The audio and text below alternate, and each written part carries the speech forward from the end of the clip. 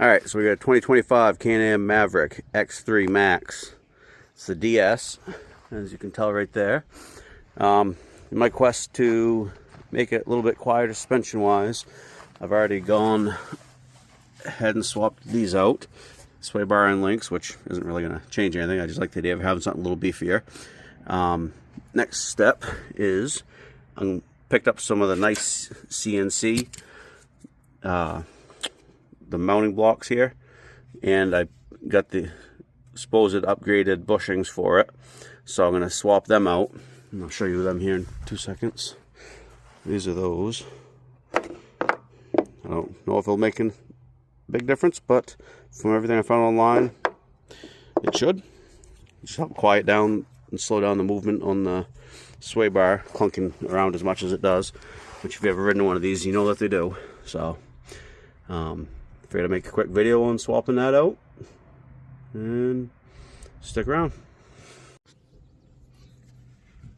So, got two tools here, a crescent wrench, and what is it? I want to say it was an 18, yep, an 18mm socket. So, I'm going to get these two bolts out.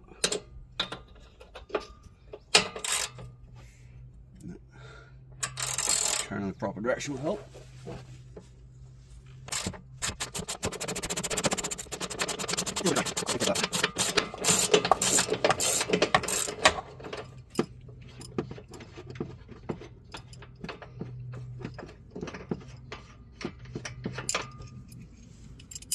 This right here is what the nut on the back side looks like. Nylon lock nut.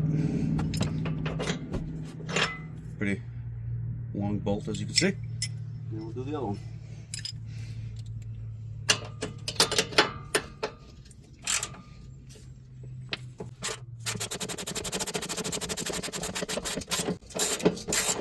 Doesn't ever seem like it's gonna end.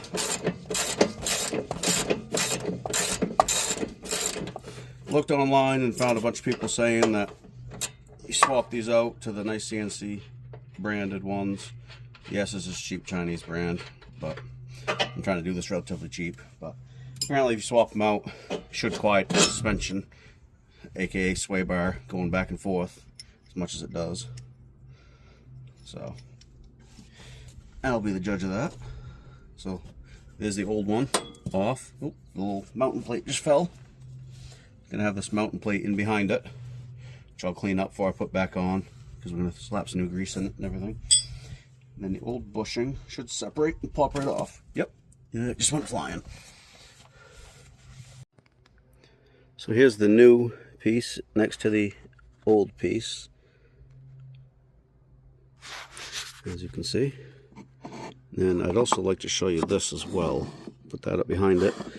But if you line them up, the new one, if I can get it lined up, you can see all around the inside is going to be a slightly tighter fit. Not by a lot, but you can see it's slightly tighter. Put right tight against each other. You can see that it's a smaller opening on the new one. So that should hopefully provide a tighter fit. As far as the bushings themselves go, that's new, that's old. I haven't cleaned it up yet. That's only 6 months old. The machine was new in June of last year, and it hasn't been ridden at all this year. So there's just some dirt on it there. I will say the old ones feel really dry. Granted, again, it's used, and the new ones, extremely slippery feeling, and they leave like almost an oily feeling on your fingers. So we'll get these put on, and hopefully that helps everything. So as you can see, I put a little dab of grease on here. I cleaned this up, just use a piece of toilet paper, but I put a little bit of grease on here just before. Obviously we're going to grease it up after we put the bushing on, but I just wanted some on there prior to make sure it gets a decent coat on it.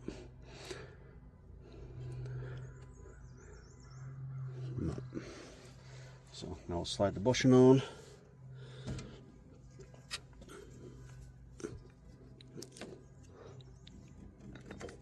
Split it apart, sit it on like that. Oh. Let's see. So the bushing's on there. Next is this plate that goes behind it. I'm going to give that a quick wipe down. It's quite greasy.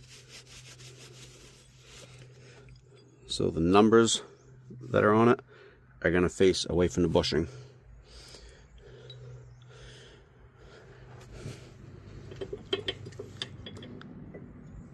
Slide the new piece over. Yep, that is a much tighter fit than the last one. Much.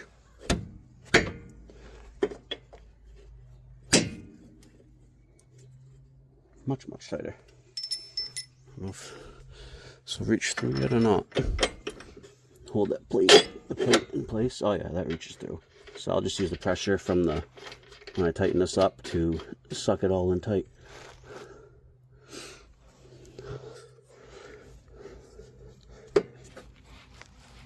Get the other bolt in.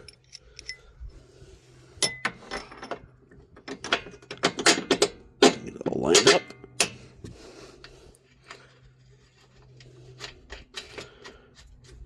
And then we'll tighten them. We'll grease it and call it good for this side.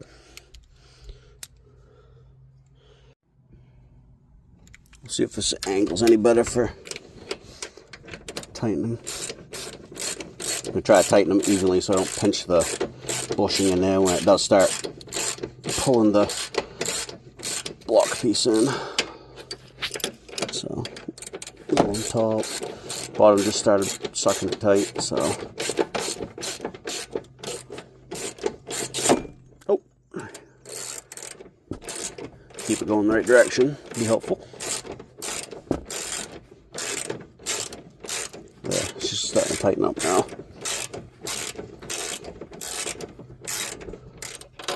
Bump it back down to the bottom.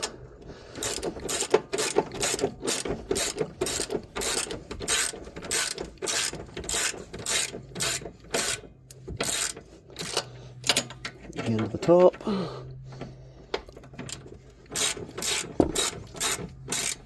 There we go. That's about all I got.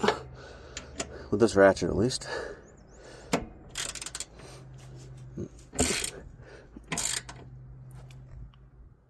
Oh, well, there we go. Apparently one ugga-dugga is good. So, alright. Then we'll throw some grease on her. Oh, that does not even move back and forth at all. Nice. So far, so good. Now that's on there, final step, we'll put some grease in her.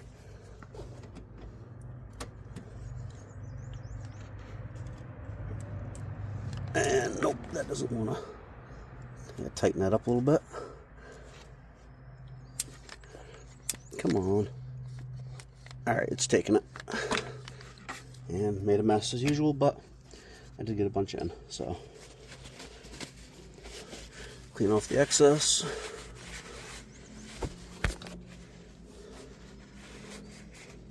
Everything that popped around the inside leaked out. Oh, sweet. Pulled the grease fitting right out. Awesome. Probably ought to put that back in, shouldn't I? Wonderful. Hang on. Here, I'll show you guys. Don't really care for that, but as you can see there, grease fitting popped right out with it. So, it's my fault. I knew it was on there quite tight. But we'll throw it back in. Call her good enough. I'll just have to keep that in mind when I grease her in the future. Maybe. If I can, oh, wow. Imagine that, slippery. Can't imagine why. I'm making a mess out of this.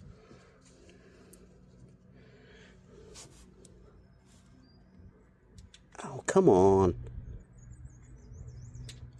Alright, you know what? Let's cut scene. And that'll magically get back in. Alrighty, it's magically back in there. Instantly. So, as you can see, that's all on there. And when before, I could slide it back and forth, the sway bar. Now, I'm rocking the whole machine. And that's not even wiggling, so it is considerably tighter. But like I showed you on the inside of the block there that holds it down with the bushing that sets in, it's slightly smaller, less tolerance there, so it's going to be a tighter fit anyway. But yeah, and the other side's going to be the same exact thing. So yeah, that's how that's done. Thanks for hanging out. Hopefully this solves the problem. So I'll do an update video later on, let you guys know if it took care of the problem, or at least helped in the right direction. Thanks for watching.